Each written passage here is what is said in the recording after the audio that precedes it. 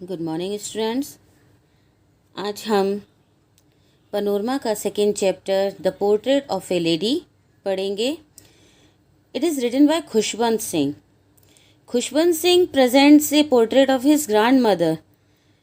She is seen as a very religious and down to earth lady. She believes in values. और इस part में लेखक ने उनके साथ अपने रिलेशनशिप को बताया है कि उनका रिलेशनशिप उनकी दादी के साथ कैसा था। ये जो चैप्टर है इसमें उन्होंने अपनी दादी को वर्णित किया है कि उनकी दादी कैसी थी, किस तरह की थी। उनका एक पोर्ट्रेट, यानी पोर्ट्रेट का मतलब होता है शब्द चित्र। उन्होंने अपने एक पोर्ट्रेट के बारे में बताया है कि जो उनकी दादी का पोर्ट्रेट है वो कैसा था।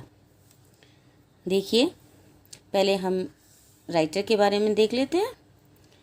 Khushwant Singh is one of the most celebrated authors of India. Khushwant Singh Bharat के बहुत ही अधिक जाने माने लेखकों में से एक हैं। Apart from being a writer, और एक राइटर होने के अलावा he has been a lawyer. वो एक lawyer, a public relation officer and the editor of the Illustrated Weekly of India. और the Illustrated Weekly of India के एडिटर यानी संपादक भी हैं।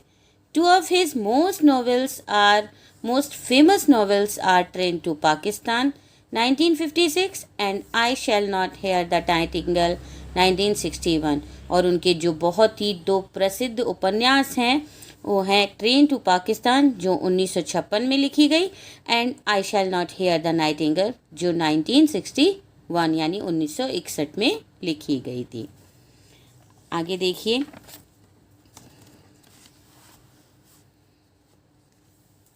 My grandmother, like everybody's grandmother, was an old woman.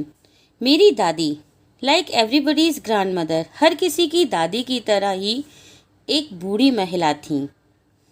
She had been old and wrinkled for the 20 years. वो 20 सालों से old यानी बूढ़ी and wrinkled और झुर्रीदार, जैसे चेहरे पर झुर्रियाँ हो जाती हैं, wrinkle कहते हैं झुर्रियों को। वो 20 साल से ही बूढ़ी और झुर्री वाली थी। That I had known her, जब से मैं उन्हें जानता हूँ। People said that she had once been young and pretty. लोग कहते हैं कि वो जवान और सुंदर थी। And had even had a husband, और उनके एक पति भी थे। But that was hard to believe, लेकिन ये बिलीव करना, विश्वास करना मुश्किल था। My grandfather's portrait hung above the mantelpiece in the drawing room. My grandfather, मेरे दादाजी का पोर्ट्रेट यानी चित्र हंग लटका हुआ था above the mantelpiece। mantelpiece होता है अंगीठी के ऊपर जो दराज होती है वो। मेरे दादाजी का पोर्ट्रेट चित्र mantelpiece अंगीठी के ऊपर की दराज पे in the drawing room, drawing room में लटका हुआ था। हंग मीन्स लटका होना। ही वोर ए बिग टर्बन, वो एक बड़ी टर्बन यानी पगड़ी, वो एक बड़ी पगड़ी एंड लूज फिटिंग क्लॉथ्स, और लूज यानी ढीले ढाले, और ढीले ढाले कपड़े पहनते थे। His long white beard covered the best part of the chest, और उनकी लंबी सफ़ेद बियर्ड यानी दाढ़ी, उनकी लंबी सफ़ेद दाढ़ी ने कवर्ड यानी ढक लिया था the best part of his chest, उनके सीने के बेस्ट पार्ट अधिकांश हिस्से को। And he looked at least 100 years old, और वो लगभग 100 साल यानी 100 years 100 साल के बूढ़े दिखाई देते थे। He did not look the sort of person, वो इस प्रकार के व्यक्ति नहीं दिखते थे who would have a wife और चिल्ड्रन, जिनकी पत्नी या बच्चे हों। ही लुक्ड, वो दिखते थे एज इफ मानो he could only have lots and lots of grand children, जिनके लॉट्स एंड लॉट्स बहुत सारे ग्रैंड चिल्ड्रन यानी नाते नातिन पोते पोतियाँ हों, ऐसे दिखाई देते थे। As for my grand mother being young and pretty, और मेरी दादी जो कि यंग और प्रिटी यानी सुंदर और जवान दिखती थी, the thought was almost revolting, और ये विचार ही बहुत ही अरुचिकर लगता था। रिवॉल्टिंग यानी अरुचिकर। She often told us the games, वो हमेशा हमें खेल बताती थी। शी यूज टू प्ले जो वो खेलती थी एज ए चाइल्ड, जब वो बच्ची थी, यानी जब वो बच्ची थी तब वो जो खेल खेलती थी उनके बारे में वो हमें बताती थी। That seemed quite absurd. Absurd का मतलब होता है बेतुका होना, जो कि हमें बहुत बेतुका लगता था। एंड अनडिग्निफाइड, अनडिग्निफाइड यानी जिसमें कोई सम्मान ना हो, सम्मान या गरिमा की बात कह सकते हैं, जो कि गरिमाहीन दिखते थे ऑन हर, उन्हें, यानी उन्हें जो खेल गरिमाहीन और बेतुके लगते थे। And we treated it like the fables, और हम ट्रीटेड यानी व्यवहार करना, हम ऐसा व्यवहार करते थे जैसे कि फेबल्स यानी कहानियाँ हों, ऑफ द प्रॉफिट्स, प्रॉफिट्स होते हैं मैसेंजर्स ऑफ गॉड, यानी कि देवदूत, भगवान के जो दूत होते हैं, हम जिसे पैगंबर भी कह सकते हैं, तो हम उन्हें पैगंबर या देवदूतों की कहानियों की तरह ट्रीट करते थे। She used to tell us, जो वो हमें सुनाती थी।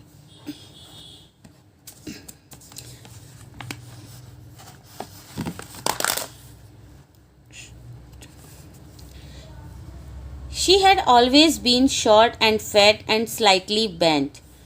She had always been short. वो हमेशा से ही छोटी, फैट मोटी, एंड स्लाइटली बेंट और थोड़ी सी बेंट यानी झुकी हुई, जिनकी कमर झुक जाती है उनके लिए, वो थोड़ी सी उनकी कमर झुकी हुई थी।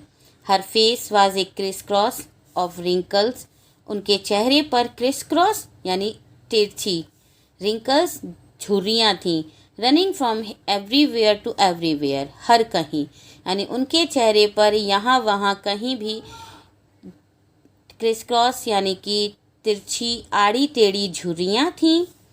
नो वी वर सर्टेन, नहीं हम निश्चित हैं। She had always been as we had known her, कि वो हमेशा से ही ऐसी ही थी जैसे कि हम उन्हें जानते हैं। ओल्ड, बूढ़ी, सो टेरिबली ओल्ड, टेरिबली का मतलब ऐसे बहुत बुरी तरह होता है, लेकिन यहाँ ज़्यादा के लिए आया है। सो टेरिबली ओल्ड, इतनी ज़्यादा बूढ़ी, that she could not have grown older, कि वो अब और ज़्यादा बूढ़ी नहीं हो सकती। एंड वॉज ऑलवेज ब्यूटिफुल, और हमेशा and had stayed at the same age for 20 years, और वो हमेशा से ही इसी 20 साल की उम्र पर ठहर गई थी। स्टे यानी ठहर जाना। She could never have been pretty but she was always beautiful, वो कभी आकर्षक नहीं हो सकती लेकिन वो हमेशा ही सुंदर थी। शी हॉबल्ड, हॉबल्ड का मतलब होता है लंगड़ा कर चलना, वो लंगड़ा कर चलती थी अबाउट द हाउस, घर में, इन स्पॉटलेस वाइट, स्पॉटलेस बिना धब्बे की, बेदाग सफ़ेद कपड़ों में, with one hand resting on her waist, जिनका एक हाथ उनकी वेस्ट यानी कमर पर रखा रहता था। To balance her stoop, stoop का मतलब होता है कुबड़ापन, जो कमर झुका के चलते हैं उनकी कुबड़ निकल आता है, इसलिए अपने कुबड़ को बैलेंस करने के लिए यानी संतुलन बनाने के लिए एक कमर पर हाथ रखती थी। And the other telling the beads of her rosary, rosary का मतलब होता है माला और बीड्स का मतलब है मोती, और दूसरे हाथ से वो अपने मोतियों की जो माला थी उस माला को टेलिंग जपती रहती थी। हर सिल्वर लॉक्स वर स्कैटर्ड अनटाइडली ओवर हर पेल पुकर्ड फेस, हर सिल्वर लॉक्स, सिल्वर यानी कि सफ़ेद जो बाल थे, सुनहरी, लॉक्स यानी लटे या गुच्छे कह सकते हैं, वर स्कैटर्ड, स्कैटर्ड यानी बिखरे रहते थे, अनटाइडली बेढंगे रूप से, ऑन ओवर हर पेल उनके पीले चेहरे पर, पीले एंड पुकड़, पुकड़ का मतलब होता है उनके पीले और पुकड़ यानी झुर्रीदार, उनके पीले और झुर्रीदार चेहरे पर उनकी जो सिल्वर लटें थीं, सिल्वर उनके सफ़ेद बालों की जो गुच्छे थे वो बिखरे रहते थे। And her lips constantly moved in Audible prayer, और उनके जो लिप्स हैं, होंठ हैं, वो लगातार इनऑडिबल प्रेयर, न सुनाई देने वाली प्रार्थना में चलते रहते थे। यस, हाँ, शी वॉज ब्यूटिफुल, वो सुंदर थी। She was like the winter landscape, वो एक विंटर लैंडस्केप यानी सर्दी की एक भूदृश्य की तरह थी। शीत ऋतु का जो भूदृश्य होता है उसकी तरह थी। इन द माउंटेन्स, जिसमें माउंटेन्स यानी पर्वत थे। An expense of pure white serenity, और एक्सपेंस यानी विस्तार, प्योर शुद्ध, वाइट श्वेत, और सेरेनिटी शांति, और एक शुद्ध श्वेत शांति का विस्तार। ब्रीदिंग पीस यानी चैन की सांस, एंड कंटेंटमेंट, और कंटेंटमेंट यानी संतुष्टि, जिनमें चैन की सांस, संतुष्टि और शुद्ध और श्वेत शांति का विस्तार और पर्वत थे। My grand mother and I were good friends, मेरी दादी और मैं अच्छे मित्र थे।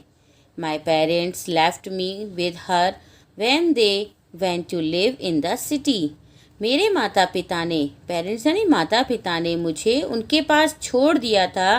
व्हेन दे वेंट, जब वो चले गए, टू लिव, रहने के लिए, इन द सिटी, शहर में, जब वो शहर में रहने चले गए। And we were constantly together, और तब से हम लगातार साथ हैं। She used to wake me up in the morning, वो मुझे सुबह उठा दिया करती, and get me ready for school, और स्कूल के लिए तैयार करती। She said her morning prayer, वो अपनी मॉर्निंग प्रेयर यानी सुबह की प्रार्थना कहती, in a monotonous sing song, अपने मोनोटोनस यानी एक जैसे ही सुर में, वो अपने एक जैसे सुर में सुबह की प्रार्थना कहती, उबाऊ गाना गाती। वाइल शी बात, जब वो नहाती थी। And dressed me in the hope, और तैयार करती मुझे इस उम्मीद से, इस आशा से, दैट आई वुड लिसन, कि मैं उसे सुनूंगा। And get to know it by heart, और उसे बाय हार्ट यानी कंठस्थ करना या अच्छी तरह से दिल से याद कर लेना, और मैं उसे कंठस्थ कर लूँगा। आई लिसन, मैं सुनता था, बिकॉज, क्योंकि, आई लव्ड हर वॉइस, मुझे उनकी आवाज़ पसंद थी। But never bother to learn it, लेकिन मैंने उसे याद करने की, बॉदर्ड यानी परवाह करना, याद करने की परवाह नहीं की। Then she would fetch my wooden slate, फिर वो मेरी, फैच यानी लाना, मेरी वुडन यानी लकड़ी की स्लेट लेकर आती, which she had already washed, जिसे उन्होंने पहले से ही धो दिया था, and plastered with yellow chalk, और येलो यानी पीले चौक से प्लास्टर कर दिया था। प्लास्टर करना, लेप लगाना, लेप देना। एक टिनी अर्थन इंक पॉट, एक छोटा सा मिट्टी का ink pot, and a red pen, और एक लाल pen. Tie them all in a bundle, और वे उन सभी को एक बंडल में बांधती, and hand it to me, और मुझे पकड़ा देती। After a breakfast of thick stale chapati, और एक मोटी बासी रोटी का ब्रेकफास्ट करने के बाद, नाश्ता करने के बाद, विद ए लिटिल बटर, छोटे से बटर, थोड़े से बटर के साथ, एंड शुगर, और शक्कर के साथ, स्प्रेड ऑन इट, जो कि उस पर फैली हुई थी। वी वेंट टू स्कूल, हम स्कूल जाते। She carried several stale chapatis with her for the villages dog, और वो अपने साथ ले जाती स्टेल चपातीज, बासी रोटियां, गांव के कुत्तों के लिए। वो अपने साथ गांव के कुत्तों के लिए बहुत सारी रोटियां ले भी जाती। My grandmother always went to school with me because the school was attached to the temple. मेरी दादी हमेशा मेरे साथ स्कूल जाती, because, क्योंकि the school was attached, school जुड़ा हुआ था, to the temple, मंदिर से, स्कूल मंदिर से जुड़ा हुआ था। The priest, पुजारी, taught us the alphabet, हमें अल्फ़ाबेट यानी वर्णमाला, हमें वर्णमाला सिखाते, and the morning prayer, और सुबह की प्रार्थना। While the children sat in rows, और जब बच्चे रो यानी पंक्तियों में बैठ जाते, on either side, दोनों तरफ, of the veranda, बरामदे के, singing the alphabets, तो वो अल्फ़ाबेट्स यानी वर्णमाला गाते, बोलते, और the prayer in a chorus, और कोरस यानी एक साथ, और एक साथ प्रार्थना गाते। My grandmother sat inside reading the scriptures, और मेरी दादी अंदर बैठकर स्क्रिप्चर्स यानी जो धर्म ग्रंथ हैं उन्हें पढ़ती। When we had both finished, और जब हम दोनों ही खत्म कर लेते यानी दोनों का काम खत्म हो जाता, we would walk back together, हम साथ साथ वापस लौटते। This time the village dogs would meet us at the temple door, और इस समय हमें गांव के कुत्ते मंदिर के दरवाजे पर मिल जाते। दे फॉलोड अस, वे हमारा पीछा करते, टू अवर होम, हमारे घर तक, ग्राउलिंग, गुर्राते हुए, एंड फाइटिंग, और लड़ते हुए, विद ईच अदर, एक दूसरे से, फॉर द चपातीज, उन रोटियों के लिए, वी थ्रू टू देम, जो हम उनके लिए डालते थे। When my parents were comfortably settled in the city, और जब मेरे माता पिता आराम से शहर में सेटल हो गए यानी व्यवस्थित हो गए, दे सेंट फॉर अस, उन्होंने हमें बुलवा लिया। That was it turning point in our friendship, turning point यानी निर्णायक पक्ष, और ये हमारी दोस्ती का एक निर्णायक पक्ष था। Although we shared the same room, हालांकि हम एक ही कमरा शेयर करते, my grand mother no longer came to school with me, मेरी दादी अब मुझे छोड़ने स्कूल नहीं आती थी। I used to go to an English school in a motor bus, मैं एक अंग्रेज़ी स्कूल में एक मोटर बस में जाता था।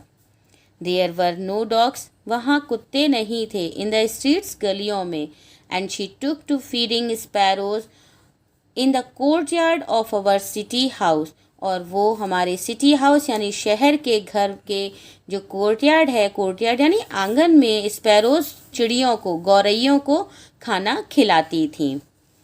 एज द ईयर्स रोल्ड, और जैसे जैसे साल बीतते गए, we saw less of each other, हम एक दूसरे को कम ही देख पाते थे। For some time she continued to wake me up and get me ready for school, कुछ समय तक उन्होंने मुझे जगाना और स्कूल के लिए तैयार करना जारी रखा। व्हेन आई कम बैक, और जब मैं वापस आता, शी वुड आस्क मी, वो मुझसे पूछती, what the teacher had taught me, कि टीचर ने मुझे क्या सिखाया। I would tell her English words, मैं उन्हें अंग्रेजी के शब्द बताता, एंड लिटिल थिंग्स, और छोटी छोटी चीज़ें, ऑफ वेस्टर्न साइंस, पश्चिमी विज्ञान की, मैं उन्हें पश्चिमी विज्ञान की छोटी छोटी चीज़ें बताता। द लॉ ऑफ ग्रेविटी, गुरुत्वाकर्षण के नियम, आर्किमिडीज प्रिंसिपल, आर्किमिडीज का सिद्धांत, the world being round it is, और दुनिया जो गोल है वो क्यों है, इन सारी बातों के बारे में मैं उन्हें बताता। दिस मेड हर अनहैप्पी, और इससे वो अनहैप्पी यानी नाखुश हो जाती। She could not help me, वो मेरी मदद नहीं कर सकती थी, विद माई लेसन, मेरे पाठों में। She did not believe in the things they taught at the English school, और वो उन बातों में भी विश्वास नहीं करती थी जो अंग्रेज़ी विद्यालय में पढ़ाई जाती थी या सिखाई जाती थी। एंड वॉज डिस्ट्रेस्ड, और वो दुखी हो जाती, that there was no teaching, कि कोई भी टीचिंग शिक्षण नहीं है, अबाउट गॉड, भगवान के बारे में, एंड द स्क्रिप्चर्स, और धर्म ग्रंथों के बारे में, कि धर्म ग्रंथ और भगवान के बारे में कोई शिक्षण नहीं है, इस बात से वो दुखी होती थी।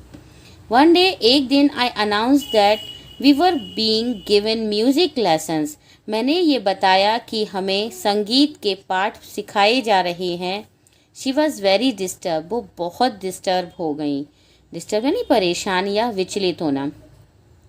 To her music had lewd association, उनके लिए म्यूज़िक यानी जो संगीत है वो ल्यूड एसोसिएशन, ल्यूड का मतलब होता है कामुकता या व्यभिचारीपन, जो कि संगीत उनके लिए कामुकता से संबंधित था। इट वॉज द मोनोपोली, इस पर केवल, मोनोपोली यानी एकाधिकार, इस पर एकाधिकार है, ऑफ हार्लोट्स, हार्लोट्स का मतलब होता है प्रोस्टिट्यूट यानी कि वैश्या, एंड बेगर्स, और भिखारी, इस पर भिखारियों और वैश्याओं का एकाधिकार है। And not mean for gentle folk, gentle folk यानी सभ्य पुरुष, सभ्य मनुष्यों के लिए ये नहीं है। शी सेड नथिंग, वो कुछ नहीं कहती, बट हर साइलेंस, लेकिन उनकी साइलेंस यानी उनकी चुप्पी का मतलब था डिसअप्रूवल यानी अस्वीकृति, लेकिन उनकी चुप्पी का मतलब अस्वीकृति था। She rarely talk to me after that, और इसके बाद उन्होंने मुश्किल से ही मुझसे बात की, यानी फिर उन्होंने मुझसे बोलना कम कर दिया था, वो बात नहीं कर पाती थी। आगे का हम नेक्स्ट वीडियो में पढ़ेंगे। Thank you.